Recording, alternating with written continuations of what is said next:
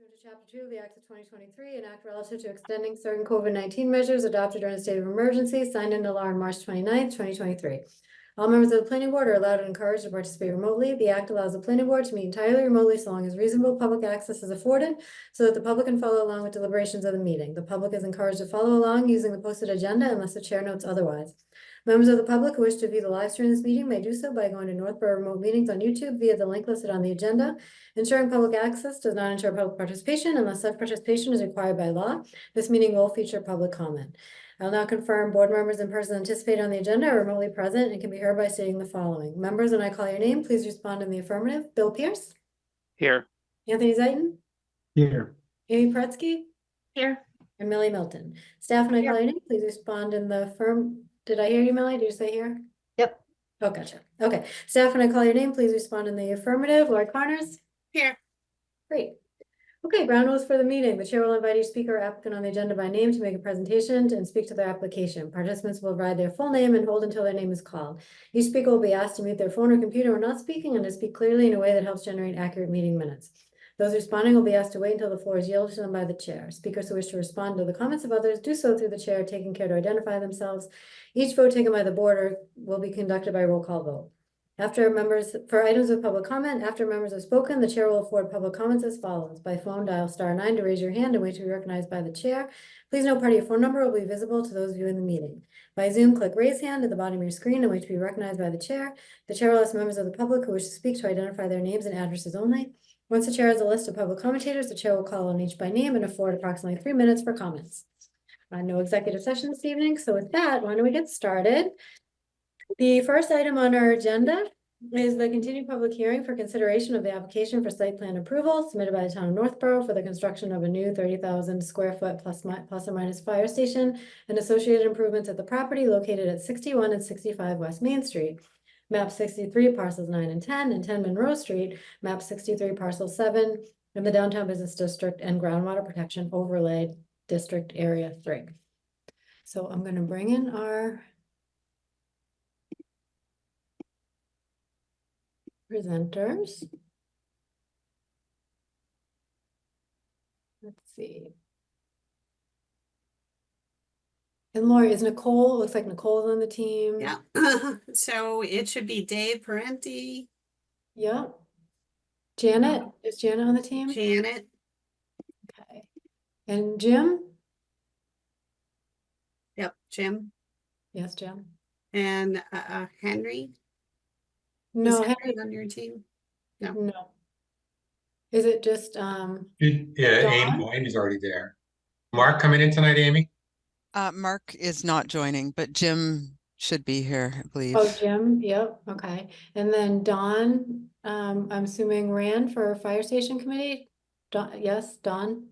She may be there. She told me she wasn't going to be in tonight, but she may have come. Okay, she can decide to come on. Let's see. Oh, no, she doesn't. Dawn doesn't look like she wants to be a panelist, so we will let Dawn, please feel free to raise your hand if you change your mind and want to come on board at all. Okay, great. Welcome back, everybody. When we last left off, we took a look at the plan and we had some items that were going to be looked at for revisions and then come back tonight and take a look at what those revisions consist of. So if you want to start there with the revisions from last time, that might be a good place to go. Okay, yeah, I can go through the plans that were revised. Great.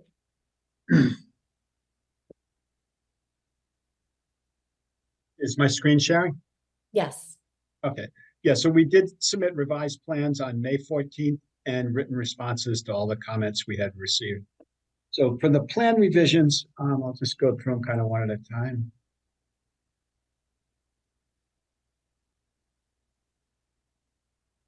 Yeah, one of the comments was we weren't showing the existing utilities on the 100 scale plan, and those have been added to the plan. Yeah, to the overall plan, so we do have that covered now.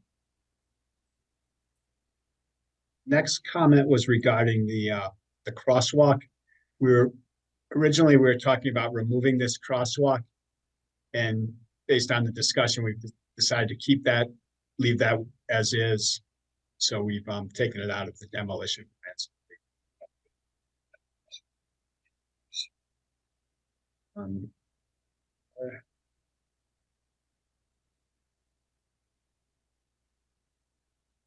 We had a comment on marking the public parking. What we did over in this area. But we've added a public parking sign at the entrance to the public parking. And then we have marked 6 of the spaces will be reserved for the fire department use. So we have marked those with signs. It's 1, 2, 3, 4, 5, 6 spaces.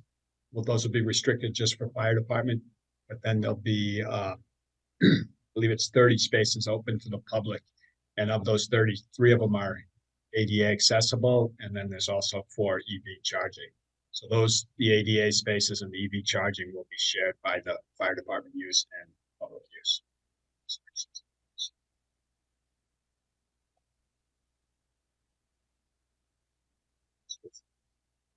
Rating plan. Yeah, so there was, we had to raise the curb height along this east side at these entrances, so we've raised that to 7 inches. And we have also, there was some discussion about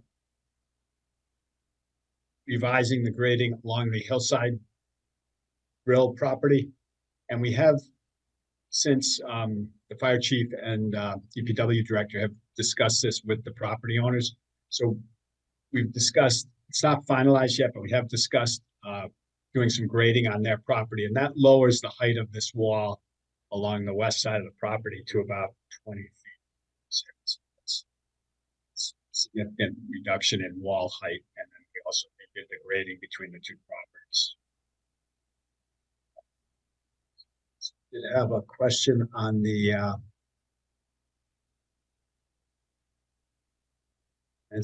landscape plans.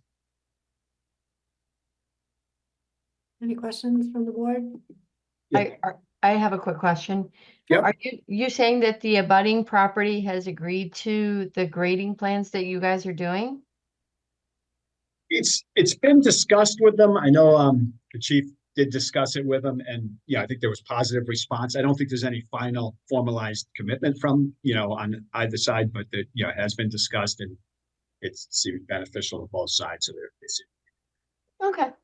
How high is the wall if it doesn't get brought down to 20 feet? I wasn't sure. I know it's 30 feet on the back. yeah, it was But, 30 feet in the back corner, and it would have stayed up at 30 feet and tapered down on this side, but it tapers down much quicker. So in this corner where the parking is, it's about 20 feet high, right in this. And how far does it taper down as it gets to the road? Does it go down? Yeah, basically Okay. tapers down to really nothing, and then just, a couple of feet high, and then the grading takes over. So you like in wouldn't this have to, corner, sorry, you wouldn't Yeah, have in to this- do anything with the pre-existing sidewalk, or you would? with the existing sidewalk. Yeah.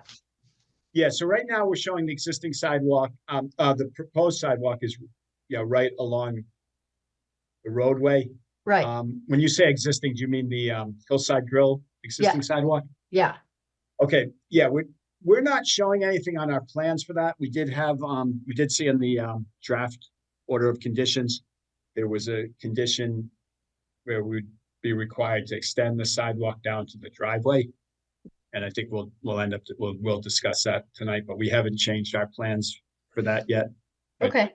But if that's an order of conditions, that would, Yeah. Thank you.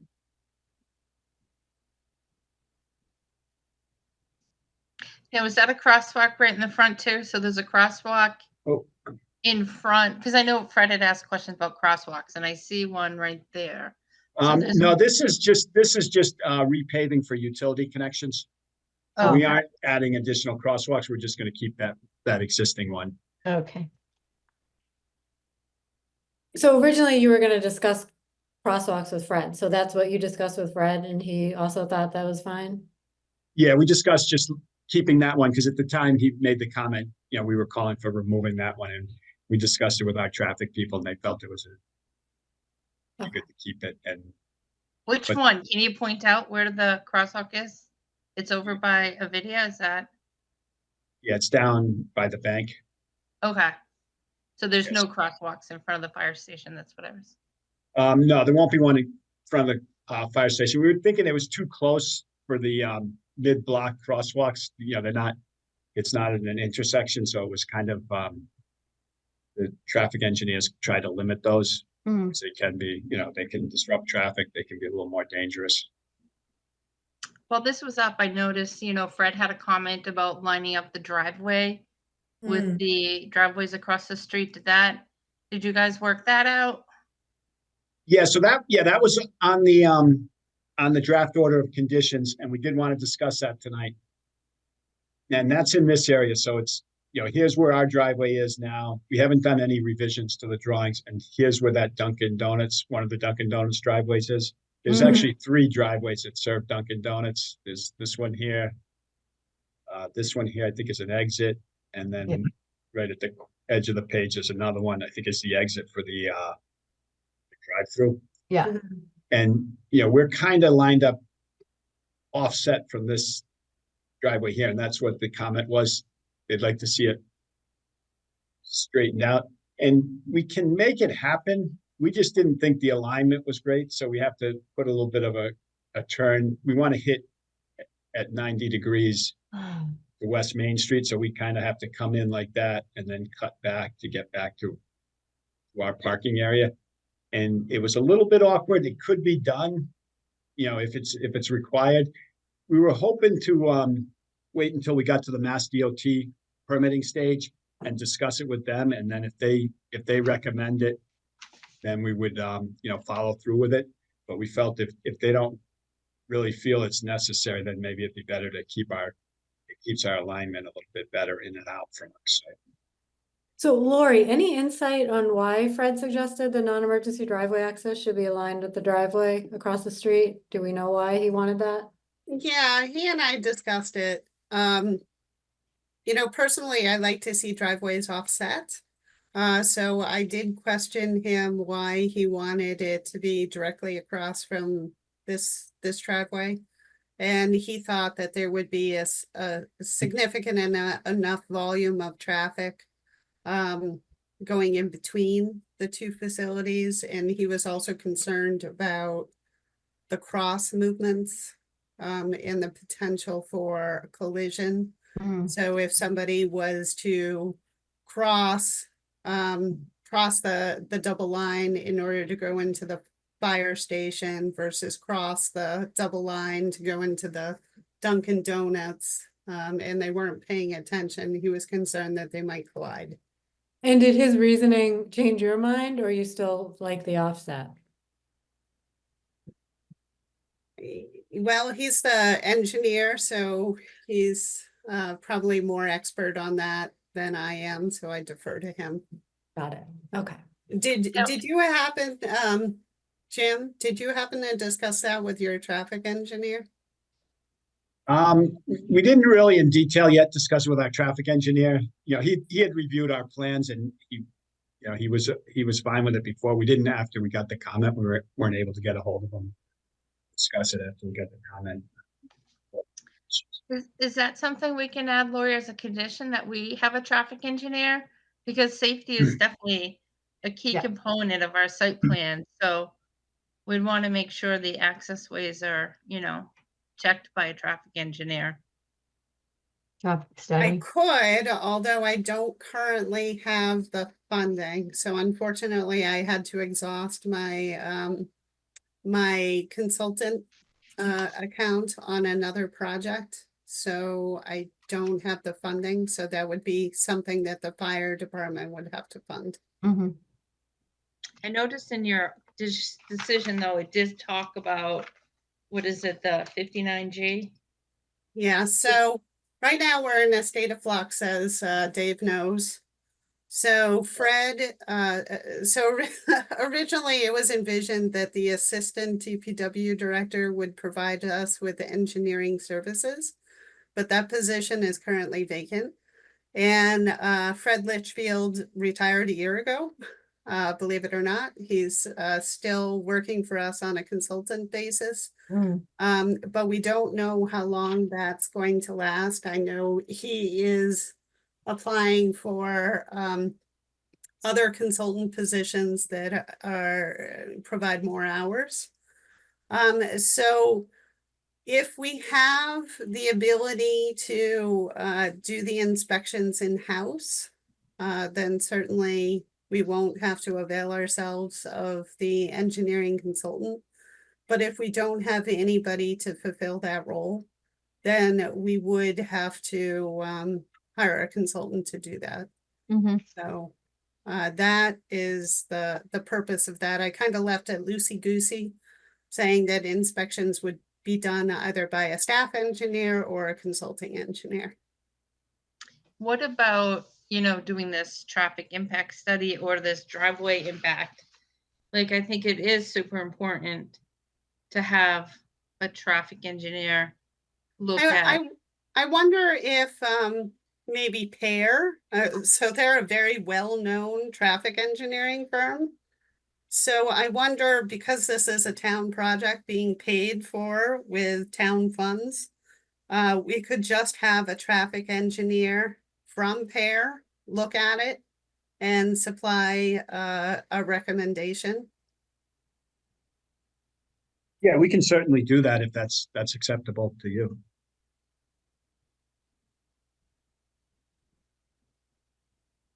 As long as the town engineers accept it, like, too. Usually, like, if we Mhm. get, and, you know, something from the applicant, we also have the town review it. So it's tricky with this application because the applicant is the town. So I don't know how everybody feels or how Lori feels or how Fred would feel, just to have one person review it.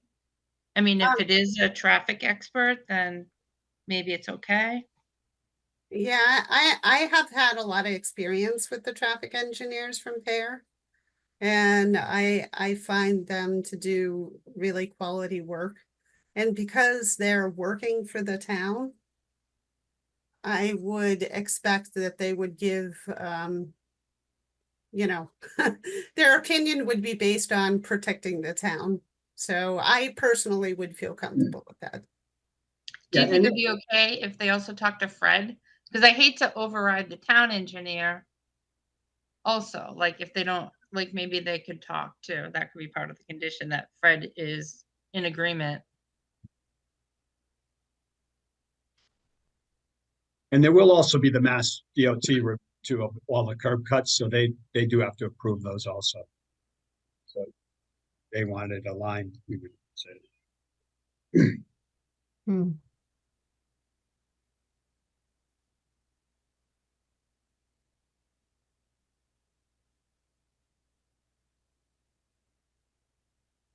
okay, anything else there?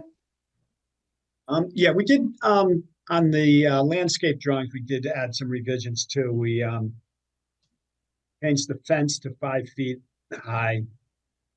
And we also added some detail for the dumpster enclosure. Mhm. So we're proposing this block and brick structure with solid gates.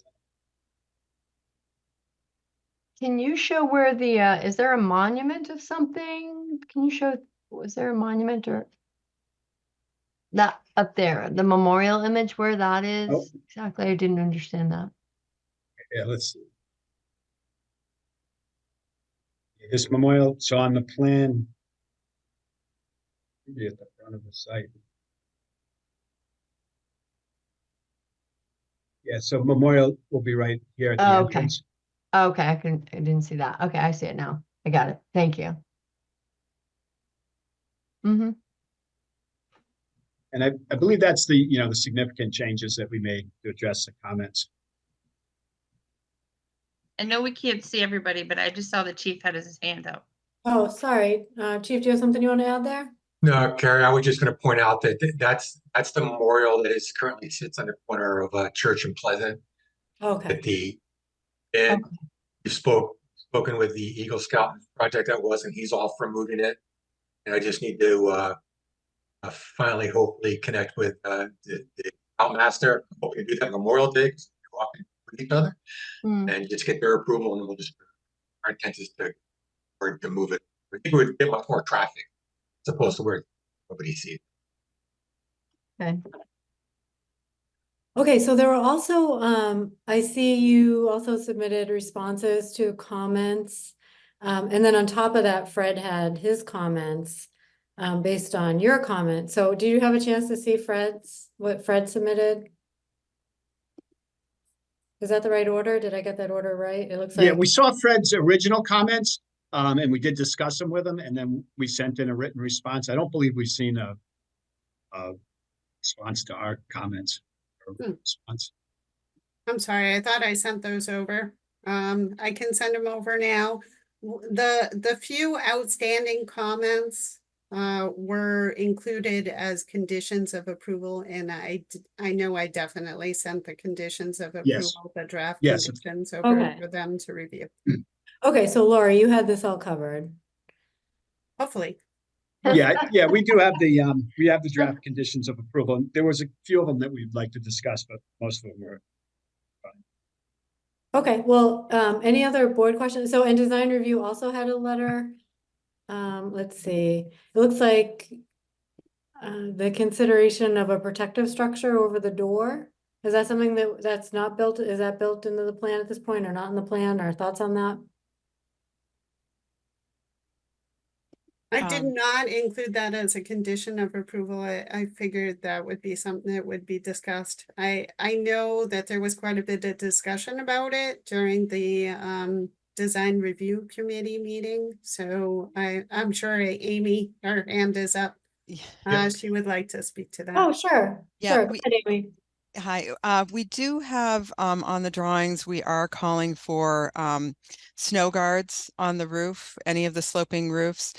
So there would be both pipe rails and pad style snow guards that would prevent snow from sliding off quickly and causing any issues below. We've Did you also, also say that the doorway is set Yes, in from the building? that's 4 feet deep. correct. Yep, the doorway is set back 4 feet from the facade, so someone steps into the protected covering before they open up the door. I could also speak to the design review concerns, like, I know there are snow guards, and I think there are snow guards on top of 4 West Main Street too. But when there's a big snow storm, they still had to put up all sorts of scaffolding, and it's concerning because there are metal roofs, even though there's snow guards. I was up at UNH once, and they had to put fencing and signs around, be careful, because Hmm. when the snow slid off, it was like could have killed someone. Yeah. And I did drive around and take pictures of structures. I went up to the Westboro Fish and Wildlife, and they have roofs, similar metal roofs that slope this way. And they had a building that jetted out over the roof. Like part of their building jets out over to the walkway. So the way it's designed now is there's like how many feet that you can scurry into. But if you happen to be scurrying into the little entranceway and the snow slides off the metal roof, the design review committee thought it was a concern. And I mean, it's up to the fire station building committee and the designers. I don't want to force them to do something, but I did find it a concern, and the other design review committee members did. So we just wanted to point it out. Okay, board thoughts on that? I think that makes sense. I mean, certainly don't want to have an issue with that. Great. Okay, so do we feel like the guards are adequate or? I still think it's a concern, but Hmm. just because of the problems we've had in the past with the scaffolding and on the town hall. And I did Right. drive around to a lot of buildings, and the way this roof is facing, it angles down towards the door, towards the front. I'm not sure how far the overhang is, how far out the snow would slide off if it did go off over the little protection. The walkway. Yeah. The The door is recessed back in 4 feet and then the roof overhangs another about a foot. So there's a 5-foot area of protection for someone as they're going into the building. Oh, But really does- just a foot though, because you'd have to scurry into the, where it is, it recesses in. It doesn't really go out. So how high are the snow guards that are on the top of the roof? How tall are they?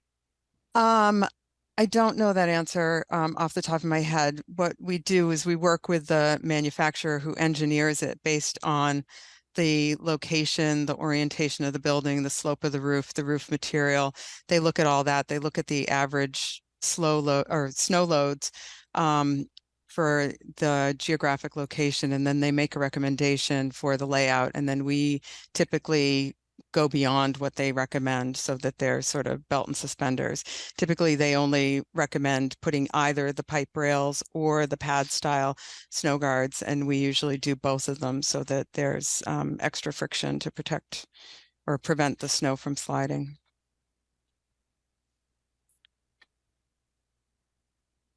Okay. Are we thinking How that? high are the pads? Like, are they 12 inches or 24 inches, or you don't know? The pads are not that tall. So the pads are typically installed in sort of a scattered pattern across the roof. And they recommend certain distances between them. And those are relatively short. And the purpose of those is to create some friction to prevent the snow from sliding. And then the pipe rails are taller. And I don't have a cut sheet in front of me to know exactly whether they extend up a foot or what, but they go at the perimeter of the roof. Sometimes they recommend that there are multiple rows of them going up the roof, again, to create friction and to create a barrier for the snow. We have not worked with the manufacturer yet to come up with a recommendation for the exact layout, but that is something that we typically do during the design phase.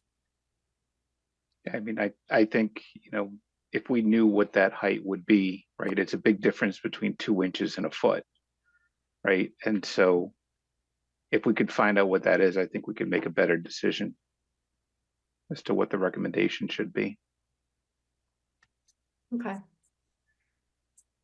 least in my mind. So if you happen to catch that while we're here, that would be helpful. Yeah, I'm looking right now, actually. Okay, well, you're looking that up. Lori, at the last meeting, you sent a letter to DPW for the snow removal piece. I think it was also mentioned in the design review letter. Did we get anything back from DPW on that? No, just the fact that we discussed that it would be a maximum of 8 feet of snow storage, and then any excess would be removed off-site. So previously, the DPW director said that he's fine with the snow removal plan. He had no issues. Okay. Amy, was there something different to this comment? Well, we just wanted it in writing because I've learned from other applications, if it's not in writing, then somebody comes back and says, well, that's not in the decision. It might be different because this is the town, but I didn't think, I thought it'd be quick and easy just to get a memo from him stating that he didn't have issue removing the snow if there was, a bigger snow event. How the apron on the front of the building, is that 65 feet from the road to the building now, to the doors?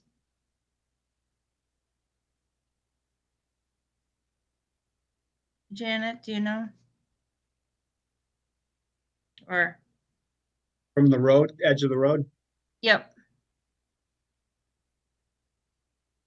I think it's about 65 feet, but you see how it has all the dots on it now? Does that mean that whole area is now going to be heated? No. That's the concrete, so that'll be a concrete apron as opposed to the gray over here that's bituminous. Yep. So it just means it's concrete. Yep. Do you know how many feet of that will be heated? If I could, it's 10 feet on both the front apron and the rear apron is what we have discussed with the department. I was just thinking because we were talking snow removal, so I didn't know if all those dots meant you were gonna heat the whole 65 feet.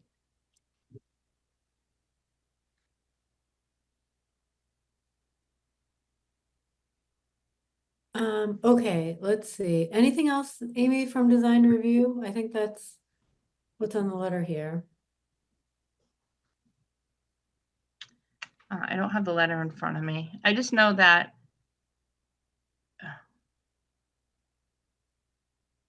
it seems a little tight. The whole, we had concerns about the height of the wall and the whole site itself being pretty tight. But I I think, have the letter if you'd Okay. like. So the first comment is a recommendation to waive having the grass strip in between the sidewalk and the roadway, Route 20. The second issue is about the wall, safety and aesthetics.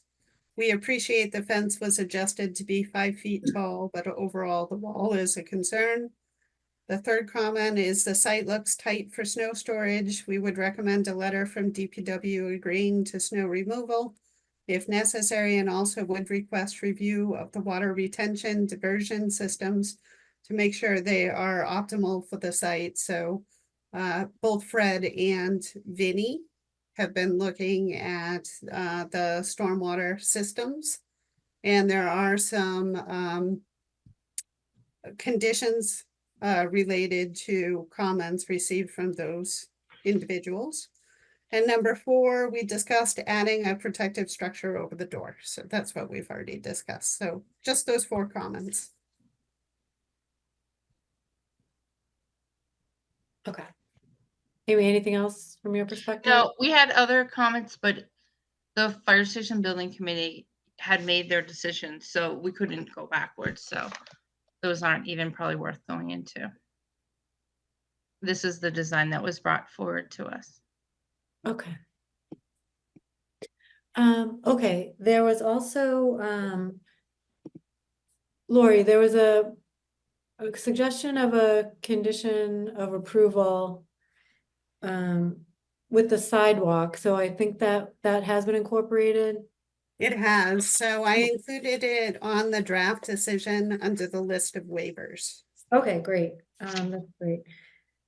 The last time we met, Bill, you brought up a great point about that warning light. Is that something still of consideration when you're coming up from the Bill? I don't mean to speak for you, but it sounded like you were thinking on the other side of Dunkin' Donuts, so the people coming up kind of get a warning. There's a light there. Do you still have that as something of interest or thoughts on that? Yeah, definitely.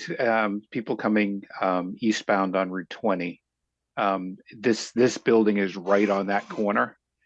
And so, having some type of warning system saying, red light ahead, so that, people aren't going 40 miles an hour and all of a sudden come up to a fire truck that's pulling out of the station. Is there a signal that's going to be right in front of the doors? Well, that's right in front of the doors. My concern was the people coming around that corner won't see the signal in time. Okay. That sounds fair. Oh, Anthony, that's right. So, what we had talked about, I don't know, Bill mentioned on Route 9, do you know, like if you're coming towards, I think it's by Target, like there's a light on Route 9 and you get that signal ahead. So you're coming up that hill, you can't see it well, or you wouldn't know there's a light there if you weren't used to the road. So it just kind of gives you that warning. Makes sense. So was there consideration to that, after our discussion last time, or? Yeah, so that's something we're gonna work out with Mass DOT on when we permit the signal, and any kind of advanced warning that they require will certainly provide. We kind of go by what their regulations state, based on the site distances, whether it's required or not. They don't like to add too much signage. They don't like to, if it's not warranted, they don't want to add the sign, but if it is, they'll make it. I wonder if we add in a condition like we had something for the soccer with the parking, like, should there be concerns like within the first year of operation, then we'll go back and look at it with the engineers and add in a light. Say the Mass DOT says, I don't see a problem. But as a town, all of a sudden we're having problems. We had we've had conditions in the past that we'll go back and revisit it and add the necessary tools we need, whether it's the sign that says, you know, be careful, red light ahead. Yeah, Well, we are unfortunately, kind of limited because remember, this roadway is under Mass DOT ownership and jurisdiction. So we can't require signs. I mean, they have to approve those. Mm-hmm. And so if there's a problem, then I guess the town would go back to Mass DOT and say, no, you said we don't need this sign, but we're having a problem. yeah, I've learned from the traffic safety committee that there's actually a specific number. Unfortunately, there's a specific number of accidents that have to happen and be reported before they'll change any lights or signs. So, and then, you know, like Lori said, it's going back to them and convincing them that a sign is needed. So that's why I sort of want to get this out there in front now. You know, even if we have to make the request saying, you know, can we please have a light for people How coming about around that corner? If it were a condition that says, subject to Mass DOT approval, a sign warning of a signal ahead shall be installed in the eastbound direction. Yeah. Yeah. Does that also have to be added to the bid documents that they look into it? Like, there's nothing in our conditions that talk about that special light. Should there be a condition that we talk about the special light at all? Like, Well, again, like Lori said, there's nothing, we can't do anything. We can't put it in as Right. a condition because there's nothing we can regulate, right? That's Yeah. regulated by Mass DOT. I'm just wondering, some of Fred's conditions say make sure it's in the bid document. So the discussion about this condition to add the extra light to be discussed with Mass DOT, does that also have to be added into the bid document so they see it? Or they're gonna look at all the conditions anyways? Ideally, they will have already received their approval from Mass DOT before they go out to bid. So that was something that I put into the decision.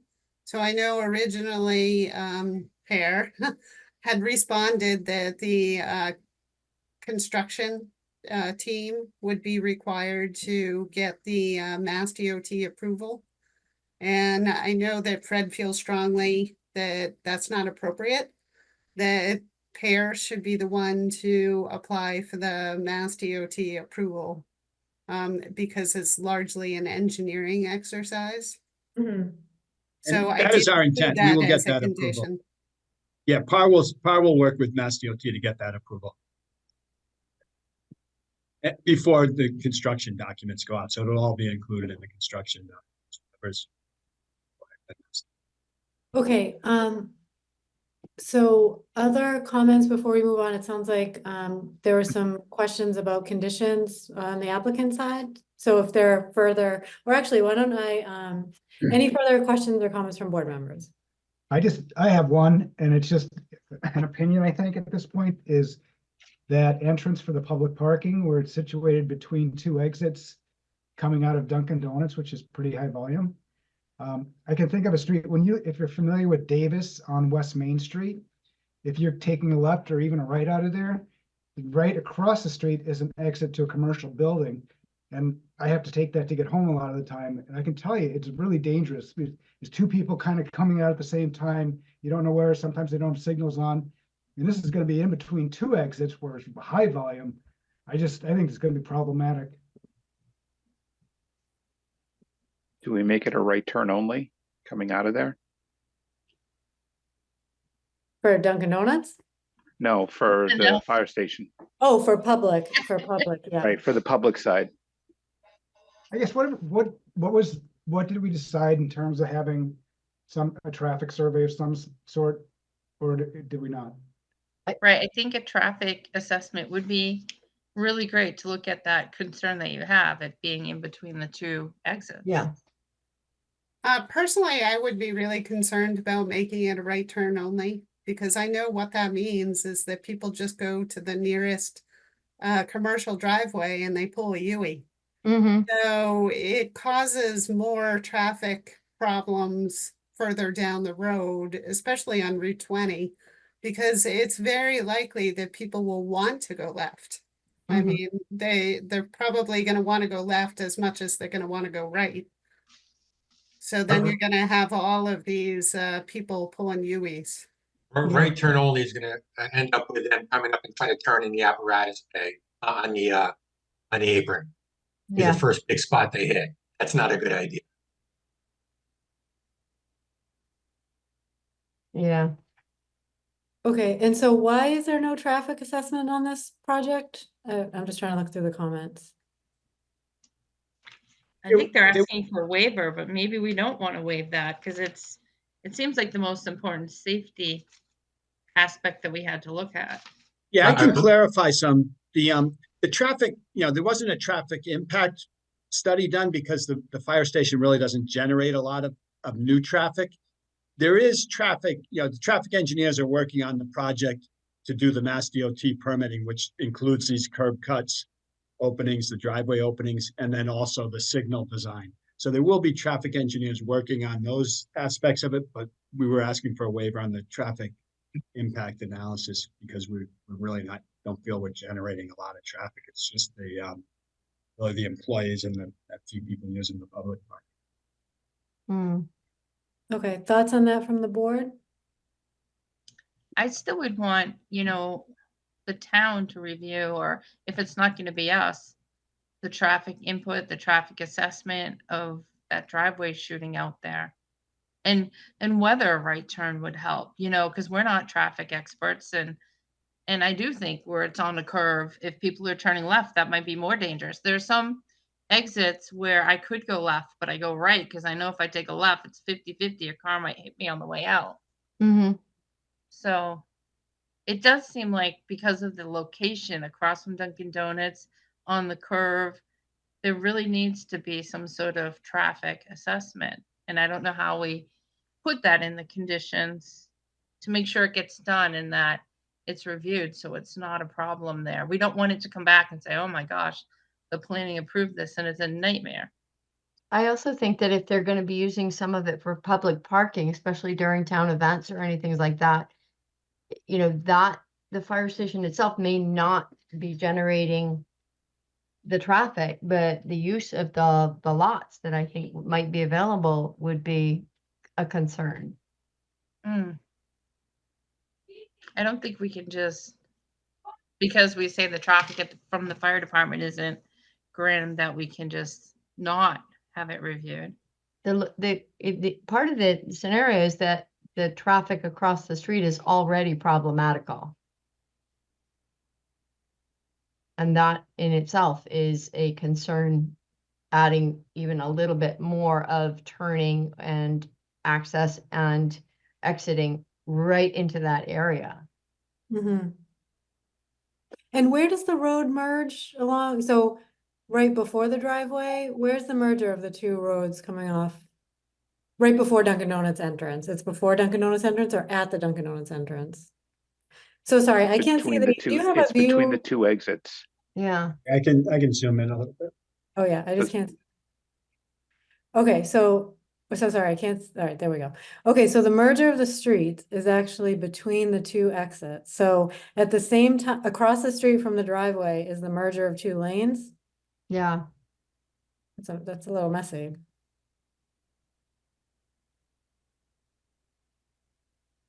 Yeah, I just think site-wise, that's a concern.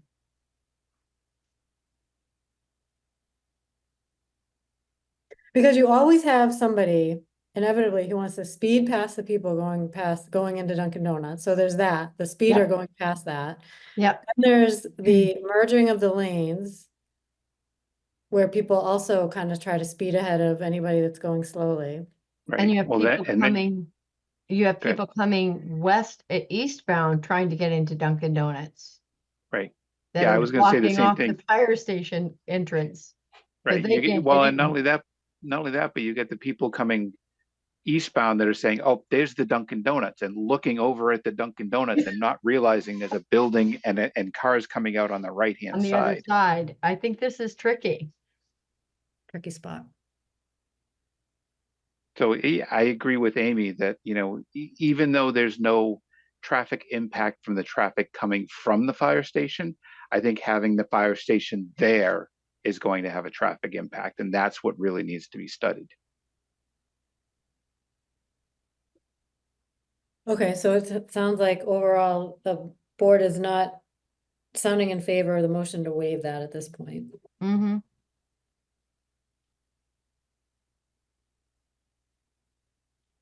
Okay, are there other board comments?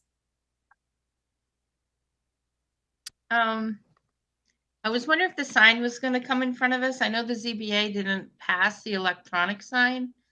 And the design review didn't see any ideas of what was gonna be there, so I don't know. I think at the last town meeting, there was a bylaw passed that downtown signs will come in front of design review. Now we have like 20 days to review them. So I don't know if that's what they're gonna plan on doing in the future, or if there's a sign design that they have to share right now.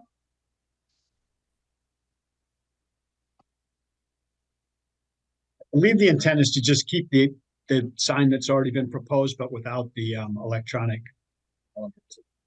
So it would be brick with like a wood type of sign.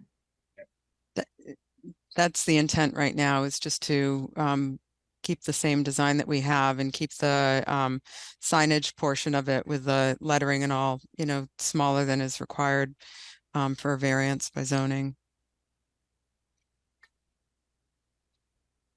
Okay. And that's far enough back that you can see when you pull out. I know there are some signs in town that was brick, and I don't know if the sign went all the way to the ground, but there are some areas where there's a monument sign and it blocks your sight view. But this looks like it's far enough back when the cars pull forward, they can see past the sign. I'm assuming. That's the intent. How far back is it from the road? It's about 20 feet back. The intent was so that when the apparatus is pulling out, they can see clearly in both directions down the road. Okay. As long as the public can see too. Yeah, when they pull public. out. Yeah.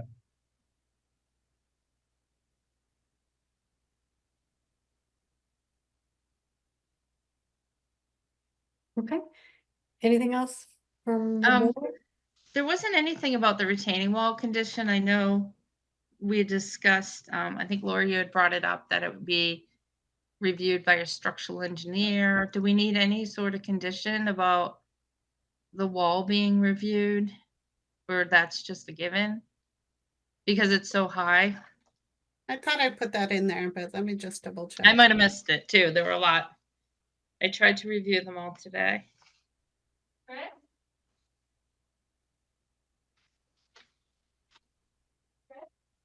And we can always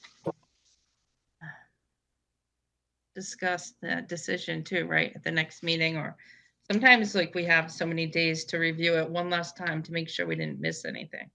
Mhm. No, I guess I missed it. I can add that.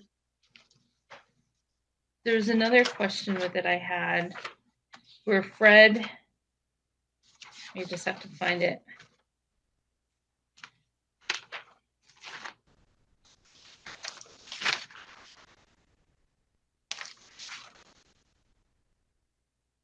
I can come back if someone else has a question. I just want to find it. It was something Fred had asked to have.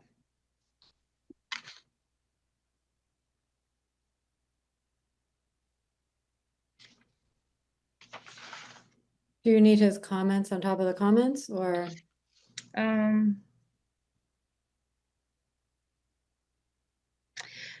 Fred asked for the permeability test be performed with the results submitted prior to the issuance of the building permit. That is Okay. condition L. Yeah. Okay. There was something that from Fred, I'll have to review it and go back to it. There was something where it was, he wanted it before something and then we had it in as after, so I'll find it. Okay. Okay, any additional board member questions or comments while Amy looks that up? Are we just limiting these comments to the site plan, or are we going to get into the land disturbance and conservation questions? So I did put a general comment because I knew that there were some outstanding questions with the land disturbance permit.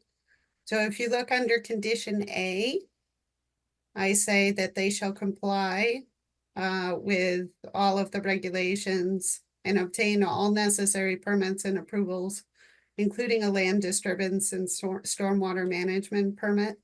And then under B, I say prior to construction activity, the applicant shall submit a final set of plans with the same revision date for town staff review and approval and incorporation into the bid documents, all comments from all approvals, including the land disturbance permit, shall be addressed in the final set of plans. So that was my attempt to address outstanding issues with the stormwater permit.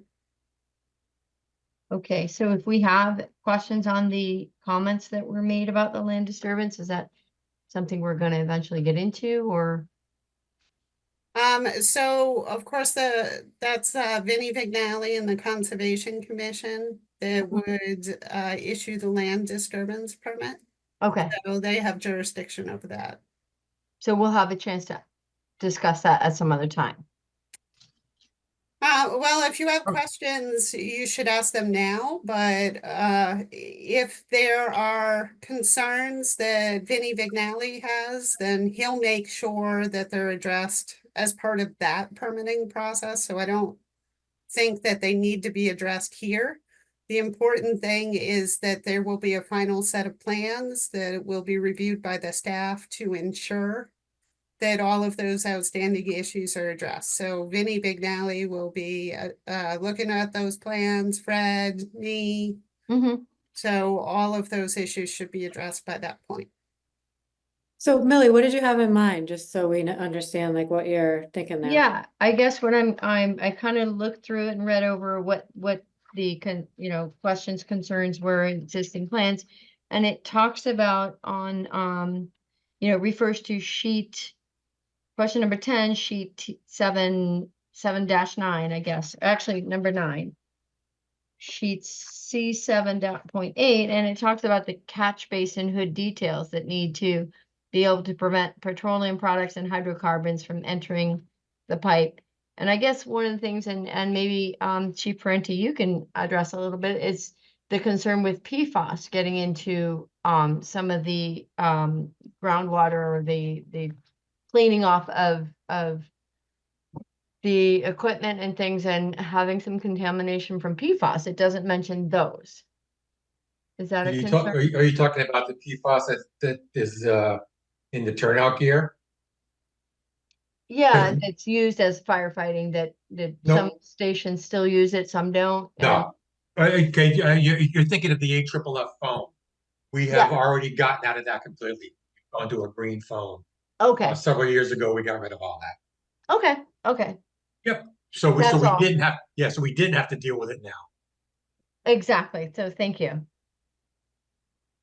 Was there anything else there, Millie, you were thinking?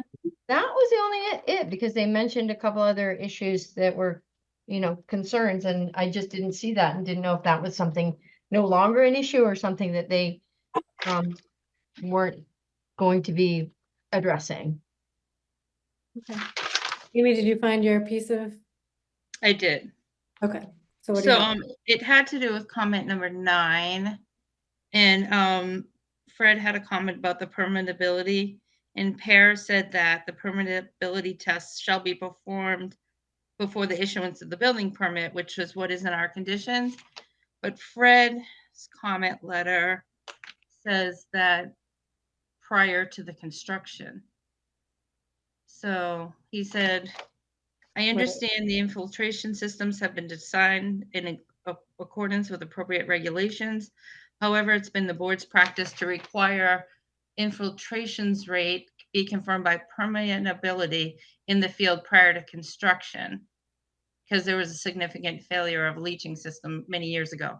So I just wanted, our condition says before the building permit, Paris said before the building permit. And Fred said prior to construction, but maybe that's the same.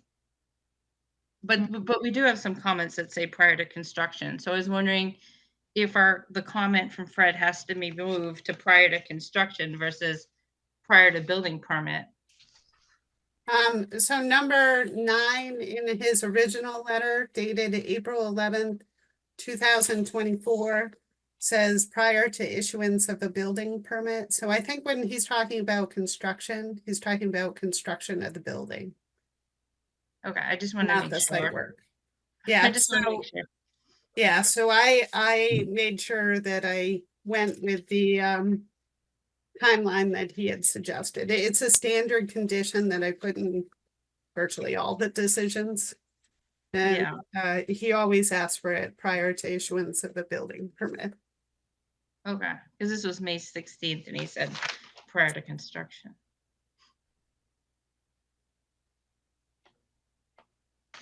Is there, so he did put it in the later memo that we just got. Is that something of consideration, or prior to construction is the essentially the same? I interpreted it as prior to construction of the building. But an occupancy, oh, and you need an occupancy permit, but occupancy permit doesn't come till after the building's built. Right. Can we just ask him to double check? Because you do have a section prior to construction activity and then another section prior to building permit. I mean, maybe we could just ask Fred quickly which one it is. I can see if I can call him up right now. Put Fred on the line, drag him in here. He loves Well, meetings. while you're doing that, I just communicated with the DPW director and he said he would be happy to draft a memo over what we just. Oh, awesome. You've cut out for a second though. Are you talking about snow removal? Yeah, no removal. Great. All right, we got everybody. All right, everybody on the line, phone a friend. Phone a friend at the planning board tonight. Okay. All right, I'm gonna, while Lori's doing that, I'm gonna see if there are any public comments tonight. Any public comments? This is a public hearing and we welcome any comments from the public. I don't see any hands up at this time, so no public comments. I just have a think- question for the engineer too. When the drainage comes out from this drainage system, is it flowing under the road into the wetlands across the street? Is that what happens? Yeah, it will flow into the Mass DOT system, which does eventually get to those wetlands back across the street behind the properties. Oops.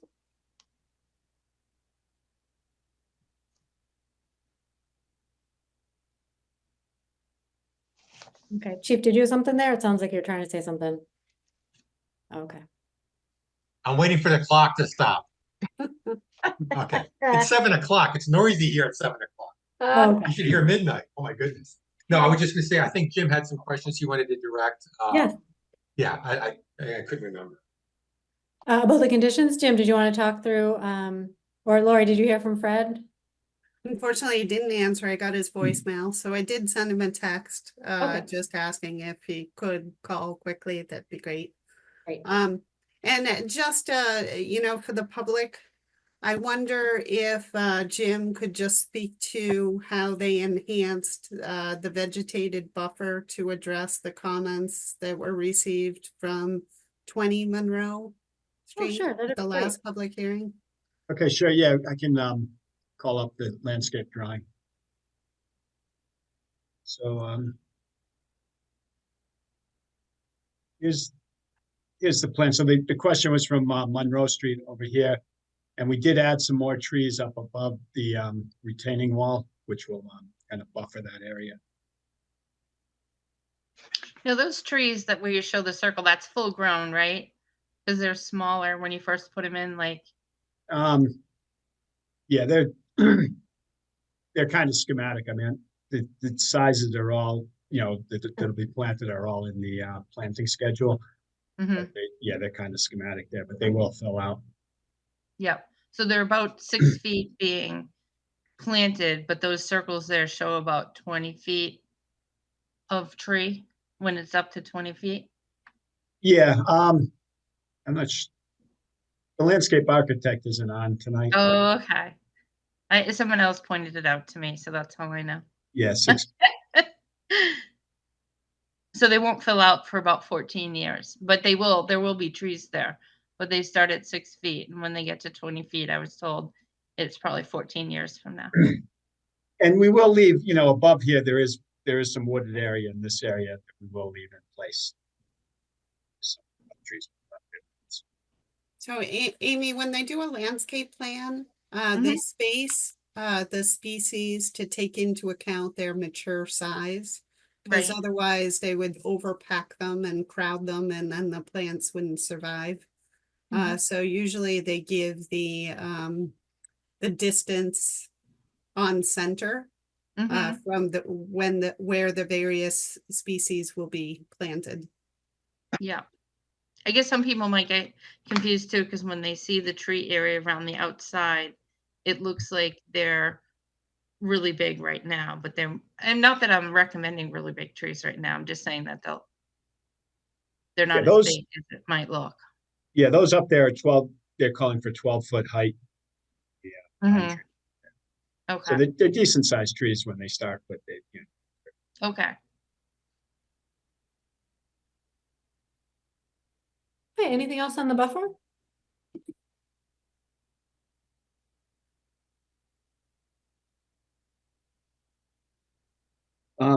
So the other question we had was on the sidewalk, extending it to Hillside Grill.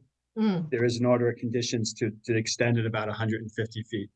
And, you know, while we certainly do, it does add project cost to the project. You know, we'll have to get our surveyor to extend the survey up to that area, do a little additional design work, and then there's, you know, the construction cost for that sidewalk and possibly a small retaining wall, because it is kind of steep in that area. So just wanted to confirm that that's really necessary. Does add cost to the, Right. I'm wondering if we do leave it out, like we have a complete streets grant that I don't think we've used yet, have we, Lori?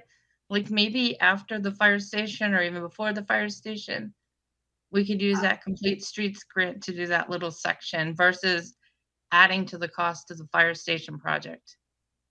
I was hoping to use the Complete Streets grant on the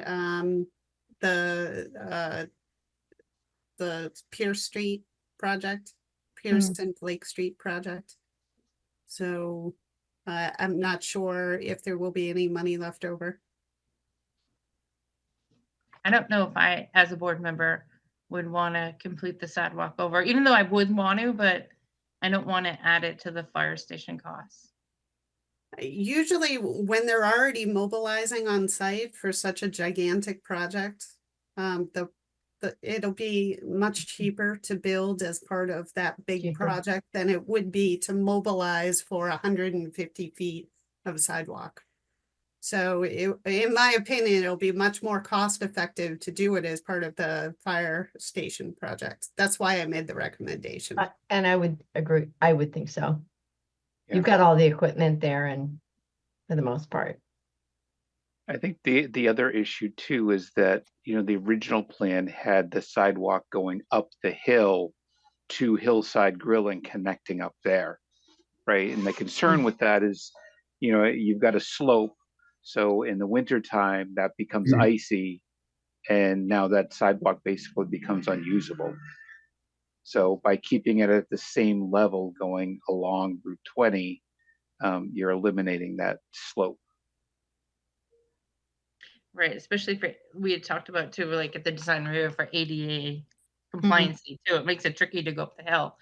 Right. But then it also is ending at the Hillside Grove parking lot with no sidewalk there, so. Yeah, Yeah, but I think no, that's the same either way, yeah, right? That's a problem of Hillside's, not of the fire station. right. I just wouldn't want to add to the price, I feel, but it's up to everybody else. So, I figure, you know, when you're talking about a $45 million project, this is pennies comparatively to the overall scope of the project. And like I said, it will be cheaper because they're already installing the sidewalk along along Route 20. So it's just a matter of going a little bit further. Did the fire station building committee talk about it at all? I know like Dawn is in the audience and the chief is here. Have you guys talked about this I- sidewalk extension? I can speak to that, and the answer is, yeah, we had concerns that going off of our site. That this is the site that we have to work on. This is the money that we were planning on. If we start going off of our, site, thought that was going beyond our scope. I wanted to put a sidewalk in there. That's up to the town. If the town wants to pay for it. You know, as we're talking $40 million project, we're trying to get it down below 40 million. And now we're going to put in potentially more engineering, more potential small wall that has to go there, 154 more feet. No, it may be small pennies, but I don't know. That's why we had decided to go with your recommendation. Just leave it, just end it at the end. I kind of agree with that because I just don't want to add anything more to it. Although I feel like I agree with what Lori says, it's easier while they're there, but I know there's already, talk about the price. So I hate to be adding to the price. I just think also aesthetically, it's fairly unattractive to have a sidewalk that just ends and goes nowhere and could be confusing for people who are trying to use a sidewalk and they don't realize it doesn't go anywhere. Well, so I have to say, Amy, my concern is just that like, our job is to not cost this out and like our job is not about the price. Like, we don't get to decide the cost of it, but we should be thinking about like the site plan. Like, if we would want that in the site plan, like, how do we, But this isn't part of their site. Like this is off their site. This is the Hillside Grill site. But, So- it is allowed to require off-site mitigation. That's something that we've discussed in other projects and required in other projects. I mean, I think my obviously we other don't wanna- concern would be that if you end it here at the fire station, right? People are walking on this sidewalk.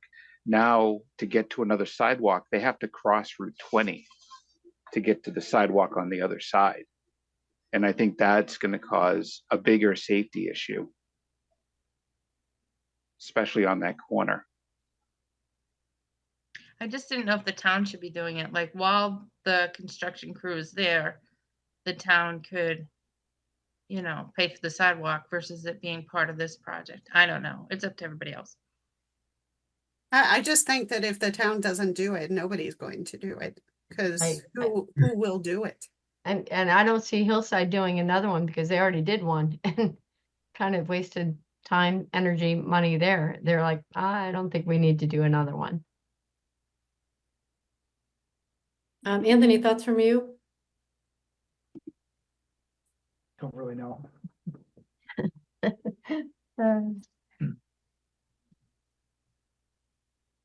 Okay, so the options, and now Jim, you brought this up because originally we talked about, originally the thought was going to be the sidewalk is going to be on the hill, and that was part of the plan, or even that sidewalk. So sidewalk was never part of the plan. We had talked about connecting, you can see the Hillside Grill sidewalk right here. Mhm. And there was like it's probably like 25 or 30-foot long section to connect the two together.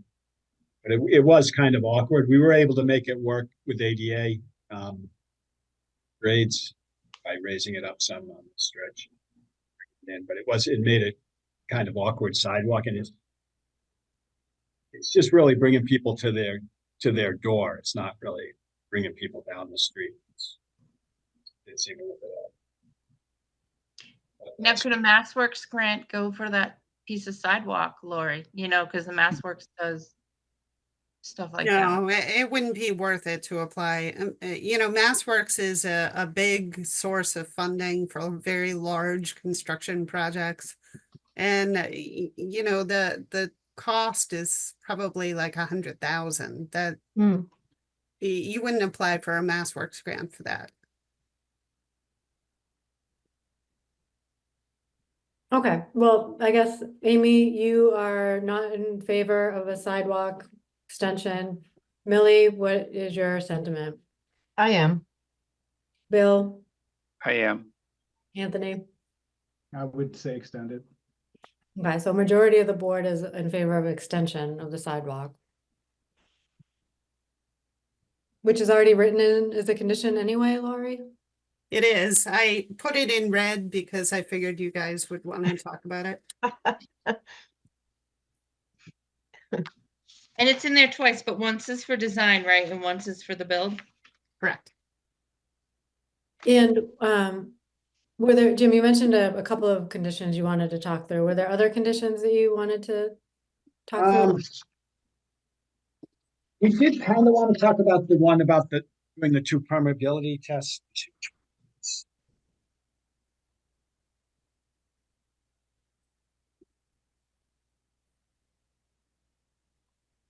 Oh, I can't hear, Jim, we can't hear you anymore, or I can't anyway. Okay, yeah, so the other one would be, condition L. Prior to the issuance of a building permit, the applicant shall submit the results of 2 permeability tests. We wanted to push back a little on this. We did do the design based on test pits that we did out at the site. And based on the soil texture, we were able to determine a Rawls rate that's in accordance with the Mass regs and the Northborough regs. So we felt we did the design in accordance with the regs, and this was a little bit above and beyond. It's not impossible, but same thing. It's a little bit of additional cost where we have to go out there and do test pits again and send one of our engineers out, and then the DPW will have to send an excavator out. So it is a little additional work that we want to push back. So So is it, No. because you just don't want to do 2, or that you're willing to do 1 but not 2, or which part of this are you questioning? The whole thing, or just the number of tests? yeah, the whole thing, we already did do test pits out in the areas of the infiltration systems. And we didn't do the permeability testing because it's really not required by the Mass regs or the Northborough regs. What we did is based on soil texture. We had a licensed soil evaluator out there, and they look at the soils and determine the Rawls rate. That determines the permeability of the soil. Okay, but Fred is saying, well, so I guess, did you notify anybody to have the opportunity to witness the testing, or there was no, it was just done on the side? And I'm not saying that in a various way, just to ask. Yeah, we notified, the fire department, and also the DPW was doing the test pits. They did the Oh, excavators, and we had one of our engineers who's a soil evaluator on this. So we didn't, we probably didn't notify the planning board, but the planner, but we did. Oh, okay. So Lori, do you have, without really knowing Fred's, I mean, he commented, the thing that I'm a little concerned about is he commented about sins of the past that have come to bite us when we don't do this kind of thing. So do you have a sense of the need for this, or? Yes, I did talk to Fred about it, and he did feel pretty strongly that this should be a condition. I wouldn't waive Fred's condition. Well, I mean, it basically says to clarify assumptions made in the design, so I don't know what those assumptions are, but he's looked at it and said there are some assumptions made of the drainage system design. And I don't know specifically what those were.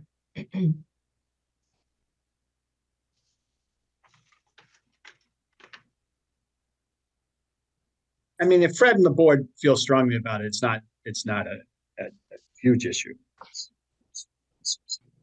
I wouldn't go against Fred because if something goes wrong, it falls back on us Mm. for going against our town engineer. So I would stick with it.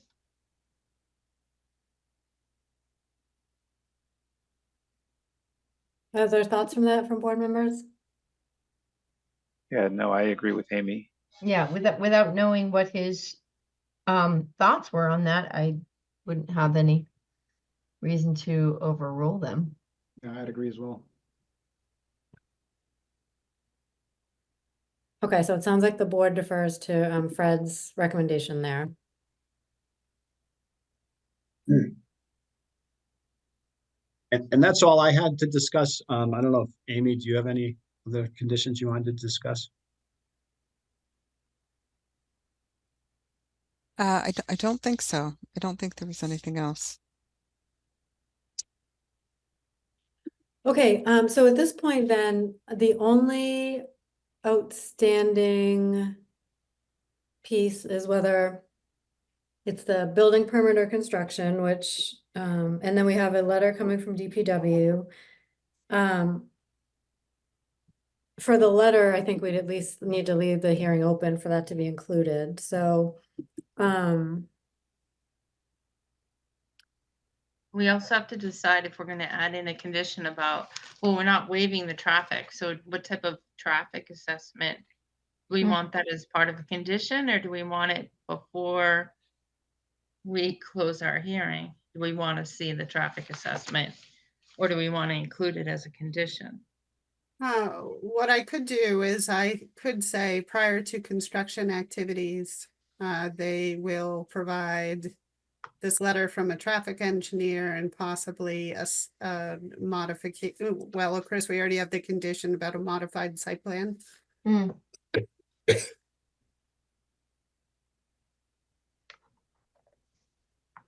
Is it prior to construction, does it come back to the planning board to look at the traffic assessment, or who is gonna look at it and call the shots? If you want to be the ones to receive that, then certainly I can specify that in the condition. So that would be under B, it would be number 3.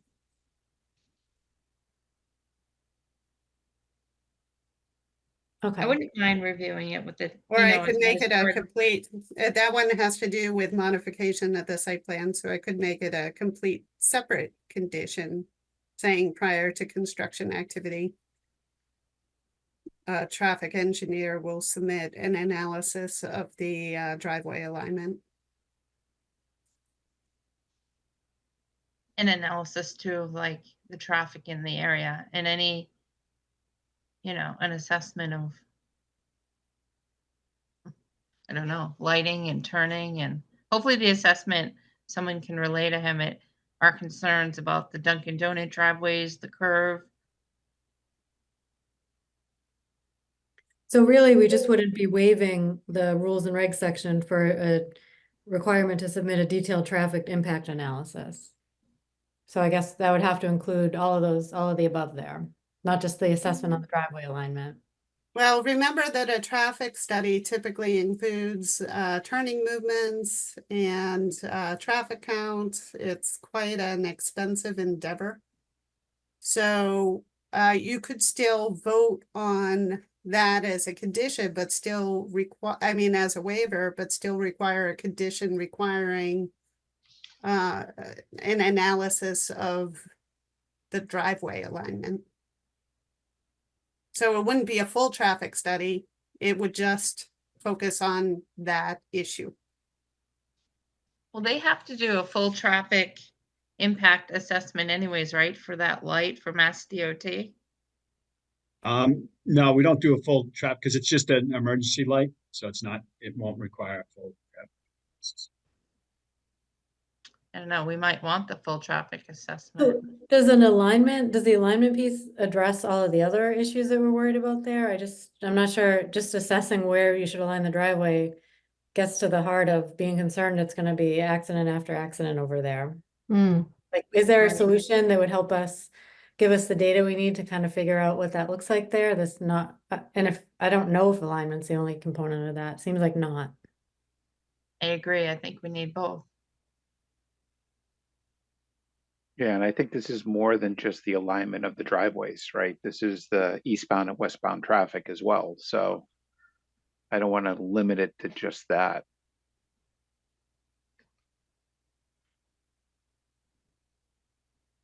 Agree. But I do understand what, Jim, what you're saying as well, that, there's not going to be a lot of traffic generated here, so maybe that piece isn't needed.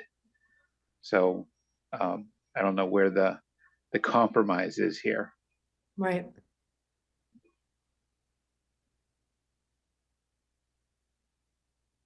Janet has her hand up. Oh, I'm sorry. Go right ahead. I know it's hard to see everybody.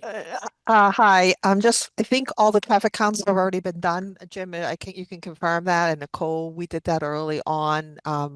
Scott Charpentier and Parr did a migrated count, right? So that was already done. That piece Yeah, is there have already been some done. counts done. Yeah. That's already done. So I just want to let everybody know that.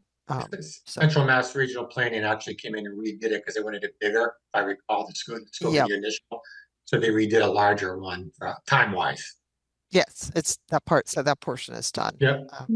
And Jim was right in that the fire trucks do not add to the traffic, so we'll have to define this traffic, this limited or whatever traffic study. I'll talk to Scott Charpentier from the town because he's the one who was working on this originally, or the conceptual part of it. And then I'll talk to PARS, Jim Jackson, and their traffic engineers to determine what they need to be doing. And then we'll put in the a proposal for what this is going to cost the town to do this work. So, it's all part of the process.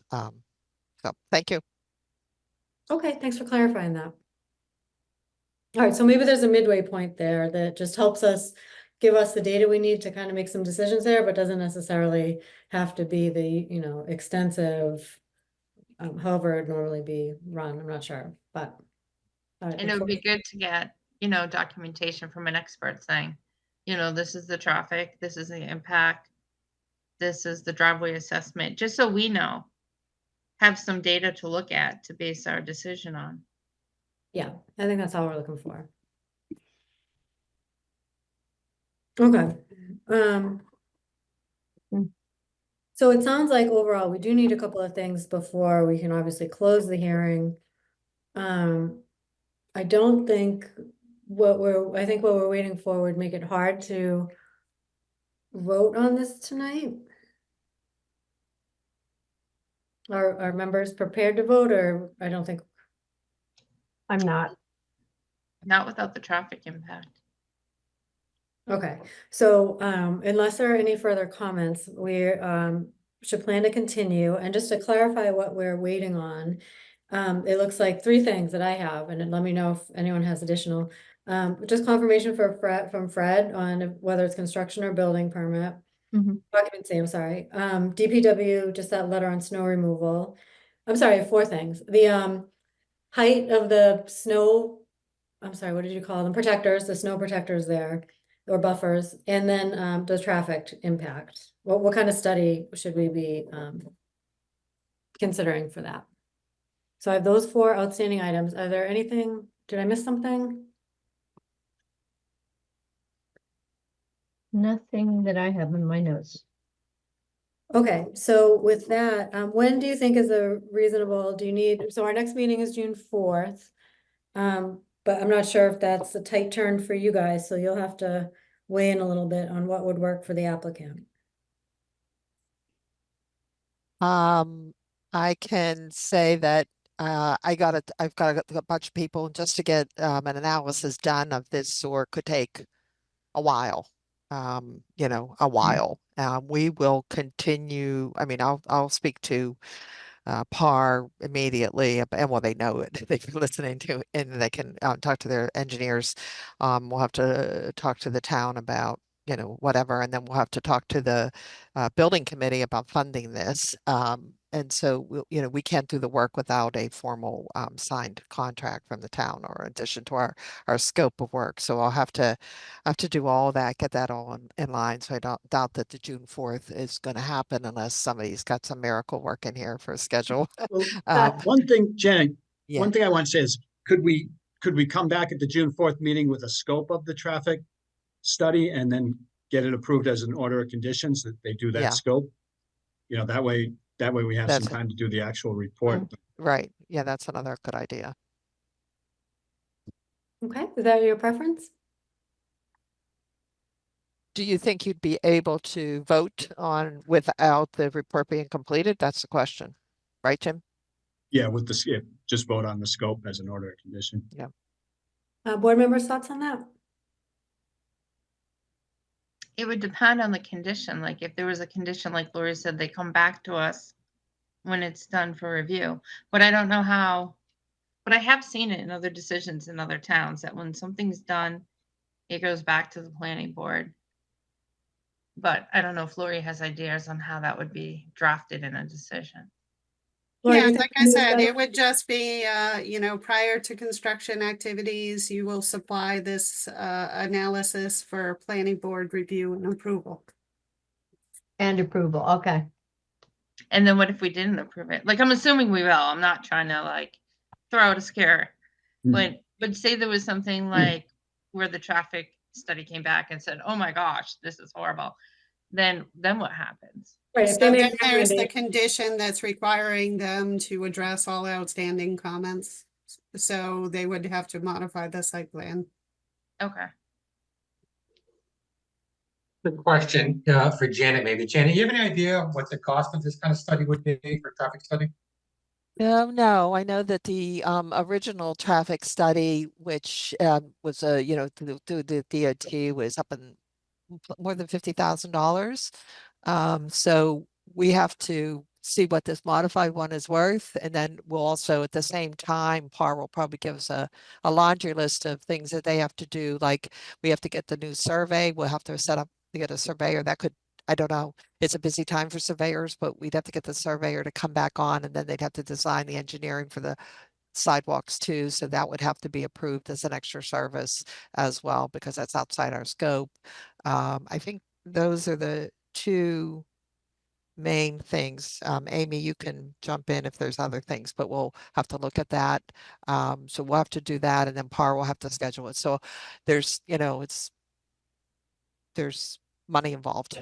So we'd have to go back to the plan, the committee, and then I don't well, I know where they mean, are come up there with the other money. things, so safety is obviously a huge concern. Are there other things that could be cut that maybe aren't as important as safety in this project? So maybe go take a look at if there are any bells and whistles that we can cut and instead do work on some safety. Like, is that a better, like, how can we balance the cost rather than just add?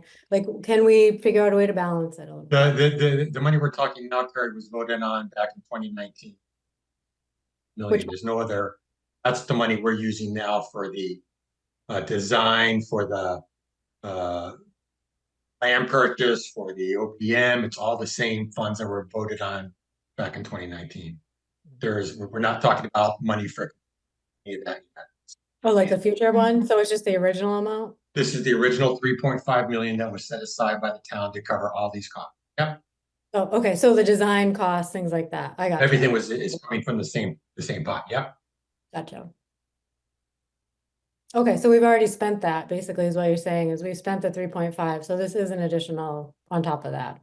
I have to talk to our owner's project manager and see what's left of, because we've signed a contract with the owner's project. The architect, right? We've purchased the land, we've done some legal stuff. Got it. So I don't know exactly what we have left. I have to talk to Colliers and see what we have in there. My guess is it's going to be getting close, but I don't know. I'm speculating. That's I have to okay. talk That's good. That's a good clarification. Yeah, so I have to talk. I will have to talk to Tim tomorrow.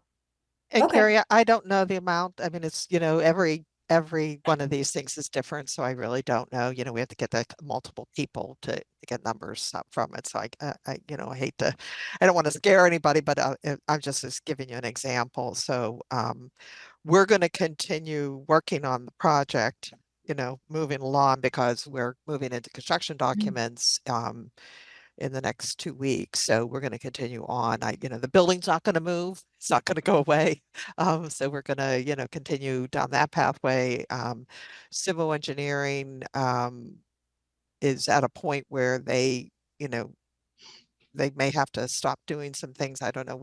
I'll speak to them about that as Okay. well. So. So, obviously with a budget, we have 3.5 for this design period, and I imagine someone's in charge of like, counting all the beans. So that's Tim, you said? So with any municipal project, we hire an owner's project.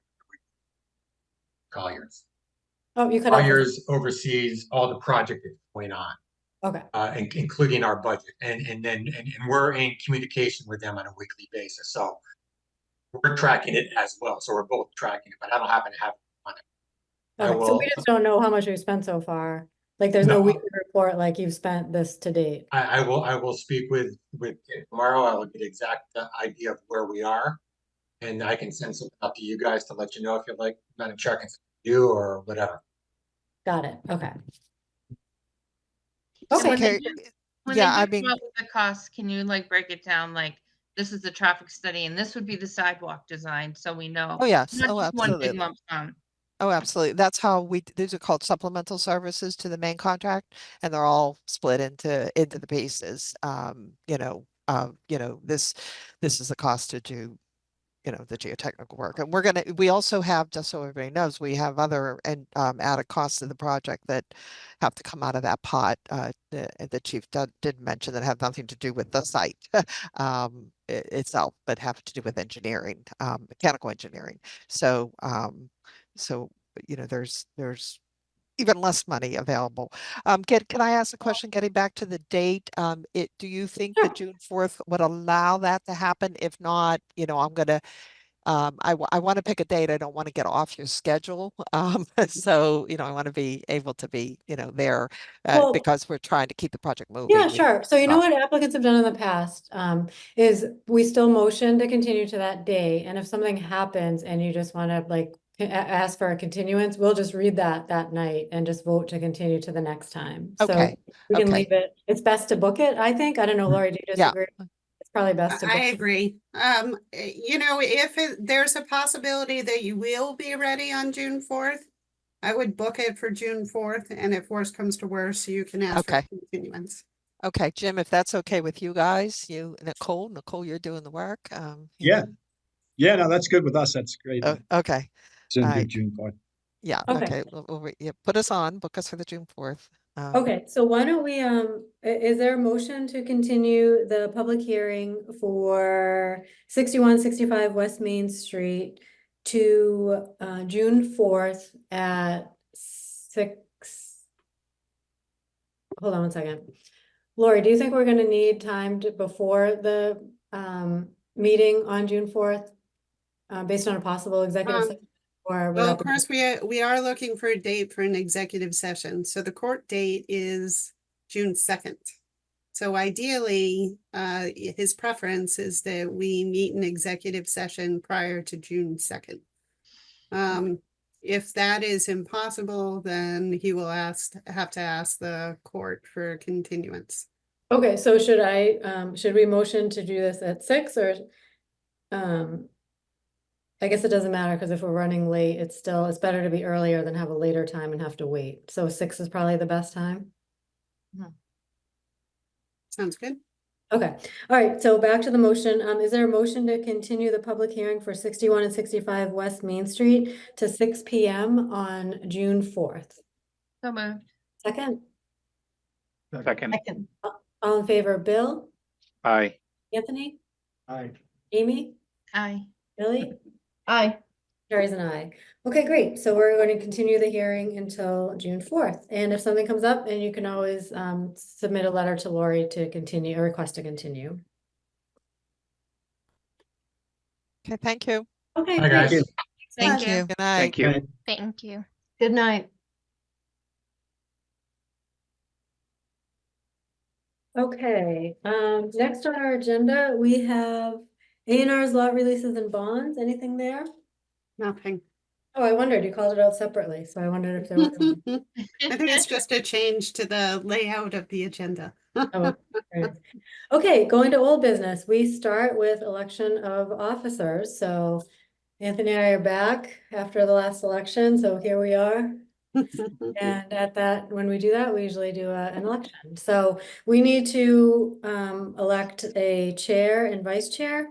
I don't think we ever do, we don't typically do a secretary or clerk or anything.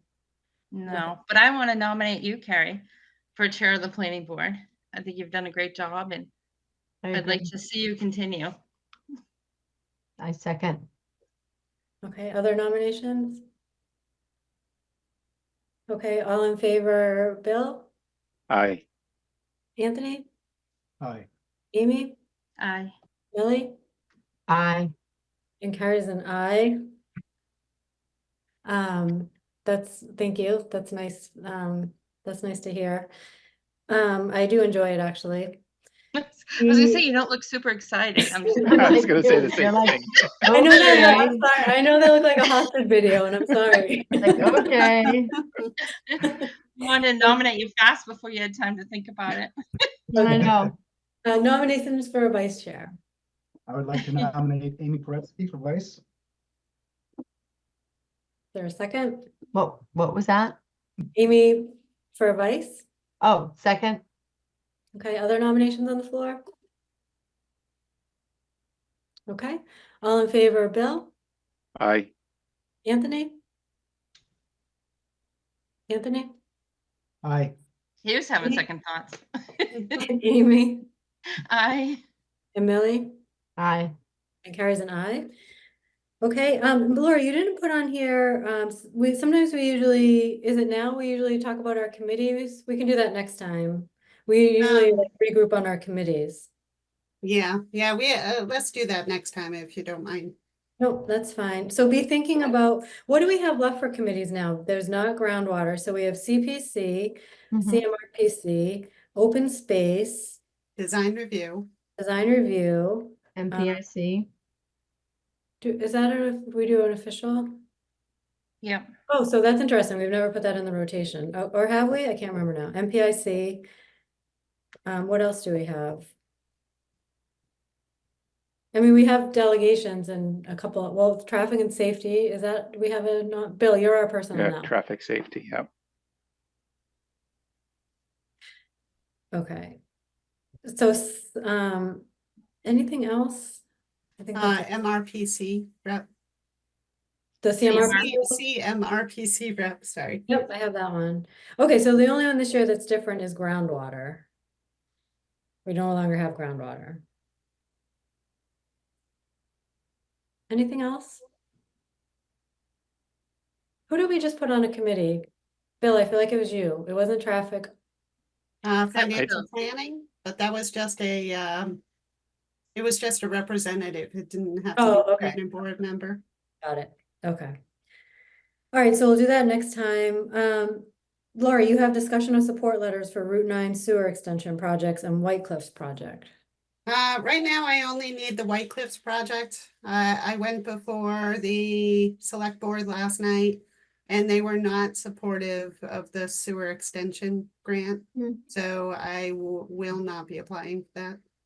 Okay. So the only application that I'm hoping that you folks will provide a review letter is White Cliffs. So this is a pre-development grant with the underutilized properties program. So it's through Mass Development. The grant application is due on June 5th. What I'm seeking funding for, it's a little bit shy of $75,000. And that would pay for architectural services to demolish the 1960s additions and figure out a way to button up the resulting holes in a temporary manner until we figure out what to do with the building long term. So this would be a step forward, certainly, and it would not impede whatever use the town is interested in going forward with. So my plan is to apply for this grant this year, which will set the stage for a second grant next year. That would be for construction services. That would be $1 million grant. And ideally, I would like to pay for the demolition of those additions as well as environmental mitigation. So there are a number of environmental hazards on site, such as lead paint. Of course, the mold and the mildew problem. There's a fuel storage tank. So we could start chipping away at those environmental hazards. Obviously, it doesn't make sense to address those now when we still have those additions wreaking havoc on the historic mansion. So in addition to the $1 million grant, I am interested in applying to CPC for a match, probably in the neighborhood of $250,000. It will enhance our application, make our application more competitive to Mass Development. So I think that that would be a good move. And it would not also enable us to do more for $1.25 million instead of just the 1 million.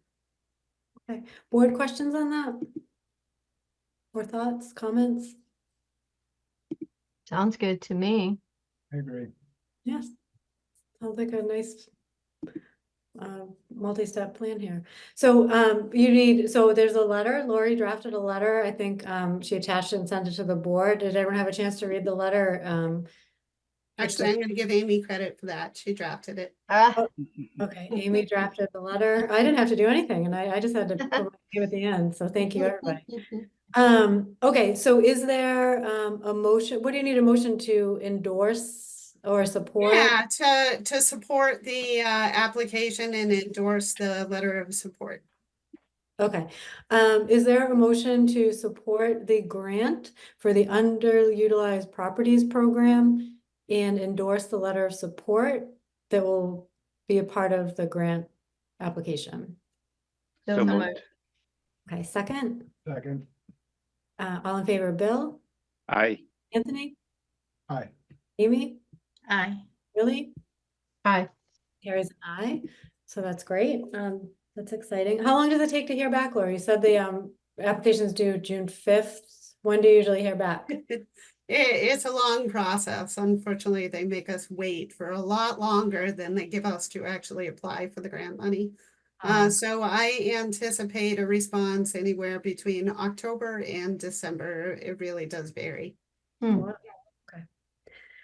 All right, we are to discuss the planning board meeting schedule for June, July, August, and then we also have the issue of executive session. So why don't we start with executive session since that's coming in June? So it sounded like he may be able to ask for a extension. The Attorney Eichman can ask for an extension. Is that the case or? Yeah, that was my interpretation from reading his email. Mm-hmm. I mean, I personally cannot make it next week. Amy can't make it next week. You have the ZBA that night, I do. so I don't know. Bill, you're okay next week? Yeah, except for Monday and Wednesday, but yes. Okay, and Anthony, your schedule was, I'm good. all right, and Millie, your schedule. I'm good.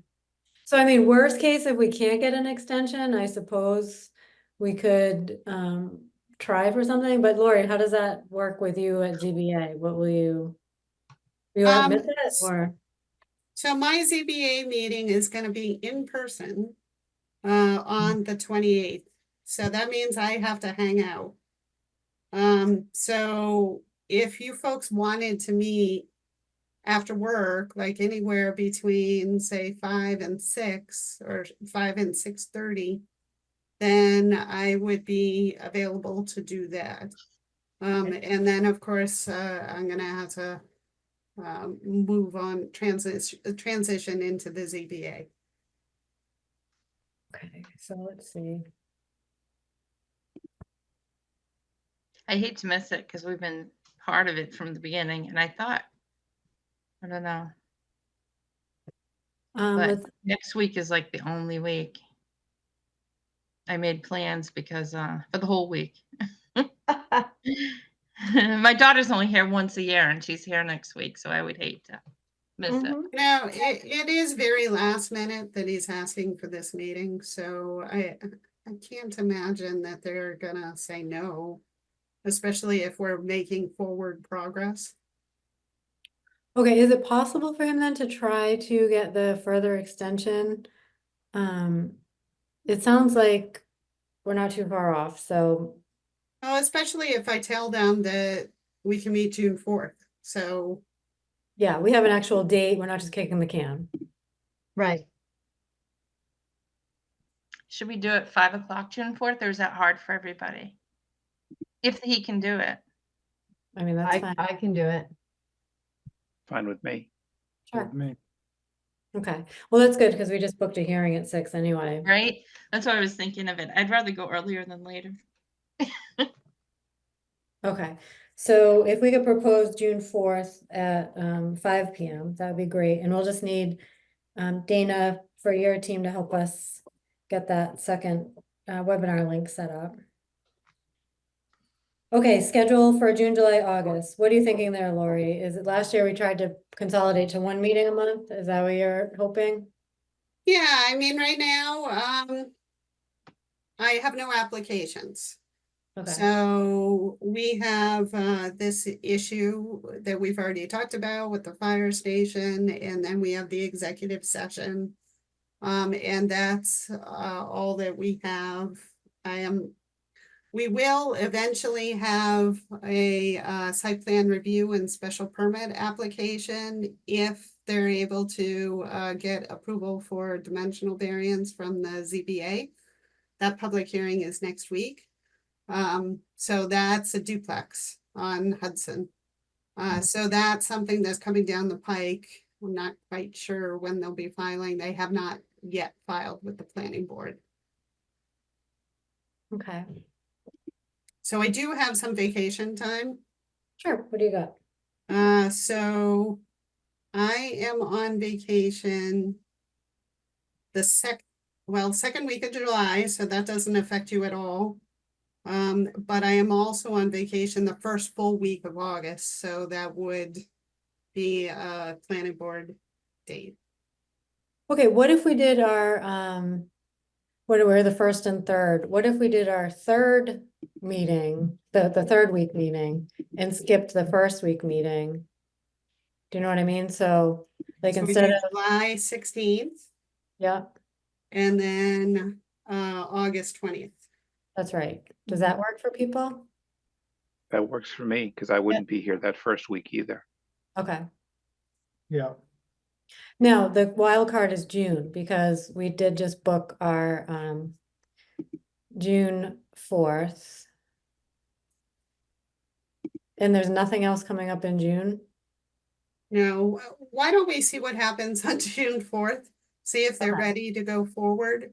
And if they're ready to go forward, then maybe we won't need the second meeting in June.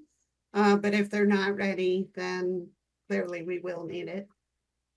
So what we can do too, and we did it and we've done in the past, is if we literally only have to vote on a continuance on June 4th, and there's nothing else, no other business, we just need 3 members. We just need a quorum to show up and motion and vote yes on the continuance. So, if, you know, we could always try that too. Well, we will also have the executive session, hopefully. So we Oh, should you're have right, that you're right, you're matter right, you're to right. deal with anyway. That's true. Okay. So that doesn't, so maybe we end up with 2 in June and which we probably planned on anyway, but July and August, that'll be a little bit of a breather if we don't have a lot going on. Mhm. Okay, that's great.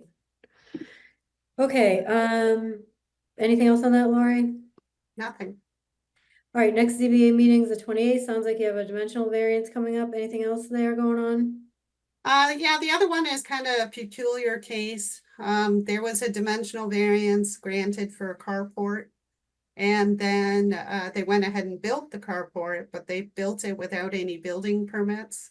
And so then the variance expired. So now they have to pretty much get the variance. It's kind of a forgiveness variance since the carport is already built. Mhm. Okay, Hmm. well, that stinks. Yep. Yeah, it's It's unfortunate. Okay. And then Master Plan Implementation Committee is May 23rd, so that is this week. That's great. Are those in person now? Are those in person? No. Yeah, still. All right, then if there is no further business, is there a motion to adjourn? I make a motion to adjourn? Second, Second, all in favor, Bill, aye. Anthony, aye. Amy, Aye. Billy, Aye. and Carrie's an aye. Have a great night. Thanks, everybody. Good night. Good night. Night.